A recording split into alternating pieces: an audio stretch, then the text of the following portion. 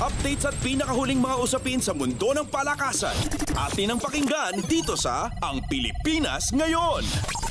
Naka-recover mula sa malamyang panimula ang Chris Cross para talunin ang DN Steel FEU sa loob ng 4 na sets sa 2024 Spikers Turf Invitational Conference na ginanap sa Inares Sports Arena sa Pasig. Kinubra ng King Crunchers ang 22-25, 25-20, 25-20 at 25-21 panalo para ibigay sa Ultras ang kanilang unang talo pagkalipas ng 6 na panalo. Pinangunahan ni Open Conference Most Valuable Player Jude Garcia ang Chris Cross kung saan nagtala ito ng 19 na puntos mula sa 14 na attacks, 4 na blocks at isang service ace bukod pa sa 16 na excellent receptions. Pagkatapos ng laro, sinabi ni Garcia na pamilyar siya sa laro ng kalaban dahil nagsisilbi itong assistant coach para sa Far Eastern University. Dahil sa panalo, mayroon ng 5-1 win-loss record ang King Crunchers para tumabla sa Signal HD Spikers sa ikalawang pwesto at patibayin ang kapit sa semifinals. Nagtapos naman ng may tig 11 puntos sina Nico Almendras at Isay Marasigan habang ipinakita ni Ish Polvorosa ang kanyang galing sa pagkontrol ng bola sa nagawa nitong 23 excellent sets. Pakay ng Chris Cross na siguruhin ang isang pwesto sa semis kung saan makakatapat nito ang Chichi DHTSI sa Nobyembre 27. Kahit natalo, nangunguna pa rin ang DN Steel FEU na may 6-1 record kung saan susunod na makakatapat ng Ultras ang defending champions Signal HD Spikers itong darating na linggo. Nanguna naman para sa Ultras si Drix Saavedra sa nalikom nitong 15 puntos habang naka-12 markers si Miko Espartero.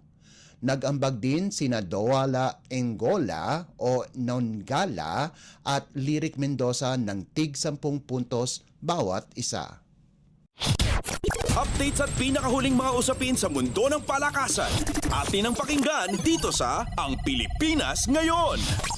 Linampaso ng Creamline ang Petrogas 25-19, 25-22 at 25-16 sa pagbabalik ni Eliza Valdez at ang pagnanais ng Cool Smashers na depensahan ang kanilang titulo sa Premier Volleyball League o PVL All-Filipino Conference na ginanap sa Inares Center sa Antipolo. Halos 4 na buwang hindi nakapaglaro si Valdez sa PVL at siya'y nagtapos ng may 4 na puntos. Samantala, nanguna naman para sa Cool Smashers si Gemma Galanza na nakalikom ng 13 puntos habang nagambag si Bea De Leon ng 10 puntos. Tanging si Brooke Van Sickle ang nakagawa ng double digits para sa Angels na may 18 puntos at bumagsak sa 1-1 ang kanilang kartada sa torneo. Sa naunang laban, tinalo ng Signal ang Farm Fresh 25-15, 25-18 at 25-21. Nakapagtala si Ces Molina ng 14 na puntos habang nagrehistro si Jovelyn Fernandez ng 11 puntos para sa HD Spikers. Nagtapos naman ng may 15 puntos si Trisha Tubu para sa Foxies na naglaro ng wala ang kanilang veteranong player na si Rachel Ann Dakis. Updates at pinakahuling mga usapin sa mundo ng palakasan. Atin ang pakinggan dito sa Ang Pilipinas Ngayon. Nagtapos sa ika-5 pwesto ang Ateneo de Manila University sa 2024 Shakey's Super League o SSL Collegiate Preseason Championship pagkatapos ang 4 na set na panalo laban sa College of St. Benilde sa larong ginanap sa Rizal Memorial Coliseum.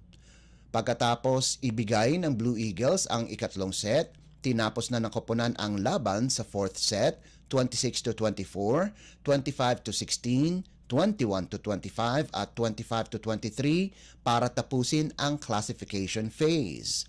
Nanguna para sa Ateneo si Leanne de Guzman sa nagawa nitong 20 puntos habang si Giselle Shima ang nakagawa ng mga krusyal na puntos sa huling parte ng 4th set kasama na ang huling 2 puntos. Nagdagdag naman si AC Minor ng 13 puntos kung saan mas marami ang attack points ng Ateneo kumpara sa reigning NCAA champions na Lady Blazers 64-48.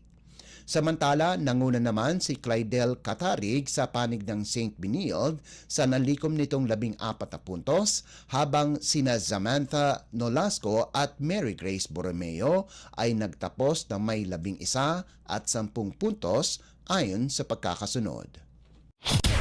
Updates at pinakahuling mga usapin sa mundo ng palakasan. Atin ang pakinggan dito sa Ang Pilipinas Ngayon. At yan ang pinakahuling balita sa larangan ng palakasan.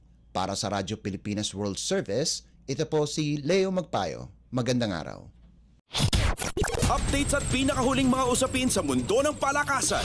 Atin ang pakinggan dito sa Ang Pilipinas Ngayon.